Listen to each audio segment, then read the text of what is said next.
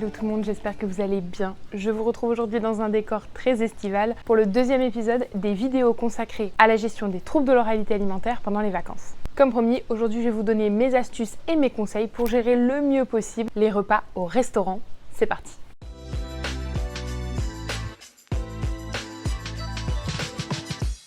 Alors si votre enfant a des troubles de l'oralité alimentaire, vous le savez sûrement, un repas au restaurant, ça se prépare. Et donc la gestion du restaurant, ça commence même avant d'y aller. Donc ma première astuce, avant même d'être au restaurant, c'est si possible de choisir une chaîne. Pourquoi choisir une chaîne de restaurant? Dans les chaînes de restauration, même s'il y a parfois des petites variations, des cartes qui changent avec les saisons, globalement, votre enfant sait ce qu'il va trouver dans ce restaurant-là. Et si en plus par bonheur il trouve un plat qui lui plaît, vous savez que même si vous allez en vacances dans une autre région et que vous allez dans la même chaîne, a priori, il pourra manger le même plat. Donc voilà, si c'est quelque chose qui vous convient, n'hésitez pas à favoriser les chaînes que vous pourrez retrouver un petit peu partout. Deuxième astuce pour préparer votre venue au restaurant, n'hésitez pas à consulter les menus sur internet. C'est quelque chose qui se fait de plus en plus, on peut trouver à l'avance le menu du restaurant. Et là encore, d'autant plus si c'est une chaîne. Ça, c'est quelque chose qui peut énormément rassurer votre enfant et puis vous aussi, puisque je sais par exemple que vous êtes nombreux à devoir trouver des restaurants où il y a à tout prix des frites, par exemple, si c'est la seule chose que votre enfant mange. Et là, en consultant le menu à l'avance, vous pouvez à la fois rassurer votre enfant qui peut le consulter et prendre son temps, et à la fois vous rassurez vous en étant sûr qu'il y a des choses qu'il sera capable de manger. Et puis dans la même idée, troisième astuce, n'hésitez pas à regarder les photos des plats sur internet. Alors il y a des sites notamment comme TripAdvisor qui sont très bien pour ça, puisque vous avez les photos des clients qui vont prendre très souvent leurs assiettes en photo, et ça peut être très rassurant, très important pour votre enfant. C'est une astuce qui peut servir avant et pendant. Avant, ça peut permettre à votre enfant de s'assurer que les assiettes lui plaisent ou de se rassurer en choisissant à l'avance, en sachant à quoi va ressembler son assiette. Et pendant, c'est pareil, lorsque vous êtes en train de commander, en tout cas moi c'est quelque chose que je fais tout le temps, quand j'hésite entre deux plats ou quand je m'apprête à prendre un plat, je regarde le plat si j'arrive à le retrouver, et très régulièrement ça me sort de mauvais pas, puisque un plat que je m'apprêtais à prendre, je le vois et direct je sais que c'est un non, que si c'était arrivé à table ça aurait été très compliqué, et donc ça me permet de changer. Pour ceux qui ne savent pas encore, en plus d'être orthophonie spécialisée, j'ai moi aussi un trouble de l'oralité alimentaire en tant qu'adulte. Donc cette astuce-là, c'est cadeau, c'est testé, retesté et approuvé par moi. Voilà, je choisis énormément mes plats au visuel, que ce soit sur la page Instagram du restaurant ou les photos de voyageurs sur un autre site, ça vous sauve. Alors voilà, vous avez préparé votre sortie au restaurant, tout va bien, vous arrivez. Quelles sont mes astuces une fois qu'on arrive sur place? Et bien je vous dis ça tout de suite. Dans la mesure du possible, selon la taille du restaurant, selon les places disponibles, je vous conseille de choisir votre table avec beaucoup d'attention.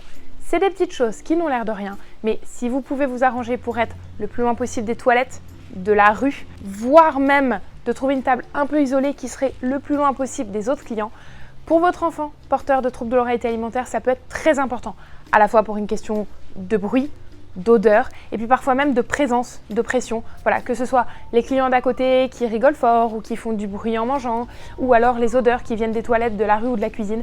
C'est des choses qui peuvent poser problème à votre enfant. Alors là, comme ça, vous allez me dire, ça plaît à personne et on prend sur nous, c'est vrai. Mais là, dans le cadre des troubles de l'oralité alimentaire, ça n'a l'air de rien. Et pourtant, ça peut vraiment gâcher votre repas et surtout amener votre enfant à écourter son repas, parce que si sensoriellement c'est trop saturé, alors il va s'arrêter au milieu, voire même pire au tout début. Évidemment, je sais que c'est pas évident, mais si vous en avez l'opportunité, essayez de choisir des tables qui conviendront le mieux possible à une personne avec des hypersensibilités diverses et variées. Astuce numéro 2, dans la catégorie facile à dire, pas si facile à faire. Là encore, c'est vous qui voyez, mais si c'est quelque chose qui est possible pour vous et si vous sentez que ça peut aider votre enfant, n'hésitez pas à amener ses couverts, à amener des couverts de la maison qui lui conviennent.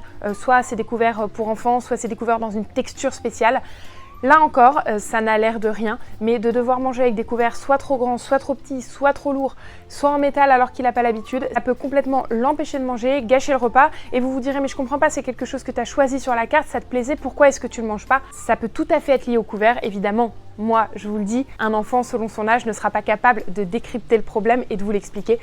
C'est pour ça que je vous donne l'info. Sachez que le choix des couverts peut totalement jouer dans la qualité du repas et surtout les quantités de nourriture mangées. Donc évidemment, j'ai bien conscience que dans tous les restaurants, c'est pas évident, que c'est pas forcément facile si on pense au regard des autres. Évidemment, ne vous mettez pas dans des situations qui vous mettent mal à l'aise, mais si c'est quelque chose que vous sentez prêt à faire et si vous savez que c'est quelque chose qui compte pour votre enfant, alors n'hésitez pas à emmener des couverts qui lui conviendront le mieux.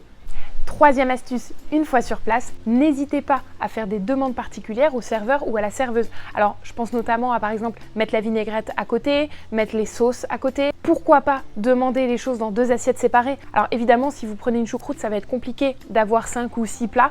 Mais déjà, je doute énormément que votre enfant prenne de la choucroute au restaurant s'il a un trouble de l'oralité alimentaire. Mais évidemment, je pensais plutôt au fameux steak frites. Si votre enfant prend un steak frites, c'est tout à fait jouable, je pense, pour n'importe quel restaurant, de mettre les frites et le steak séparément dans 2 petites assiettes au lieu de tout mettre dans une grande assiette. De la même manière, si le steak frites est servi avec une rondelle de tomate et un petit peu de salade, vous pouvez demander à le retirer si vous savez que ça va complètement bloquer votre enfant à l'idée qu'il y ait de la salade dans cette assiette. C'est comme pour ce que je vous disais dans la précédente vidéo au sujet des séjours à l'hôtel, tant qu'on n'est pas dans l'abus, a priori les personnes sont là pour ça, quand on leur explique, elles sont ravies de rendre service, donc si vous demandez gentiment, je pense sincèrement qu'il n'y aura pas de souci à ce niveau-là.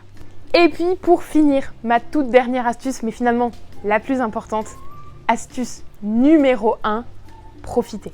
Vous êtes là en famille, peut-être entre amis, peut-être en vacances. Profitez de ce moment-là. Et si c'est possible pour vous, lâchez la pression sur l'alimentation, sur la qualité, sur la quantité que votre enfant va manger. Alors oui, c'est vrai, ça fait encore un repas où il a peut-être pas mangé grand-chose. En plus, c'est une assiette que vous avez payée, parfois chère. Mais si vous êtes au restaurant et que vous êtes là pour profiter, alors essayez au maximum de profiter du moment et de laisser tomber. Il y aura plein d'autres repas pour que votre enfant puisse manger mieux, plus, différemment, plus varié. Mais là, lors de votre prochain repas au restaurant, que ce soit en famille ou entre amis, faites-moi la promesse que vous essaierez d'en profiter au maximum sans trop vous soucier de ce que vont penser les autres ou de ce que votre enfant aura mangé ou pas.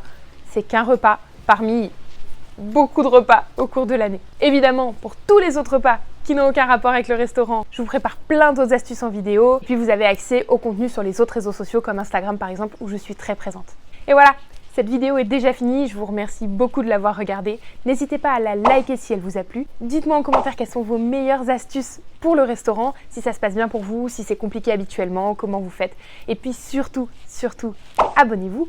Plus on sera nombreux, plus on aura de poids. Et puis plus on pourra améliorer la prise en charge des troubles de l'oralité alimentaire et puis la qualité de vie des enfants et de leurs parents.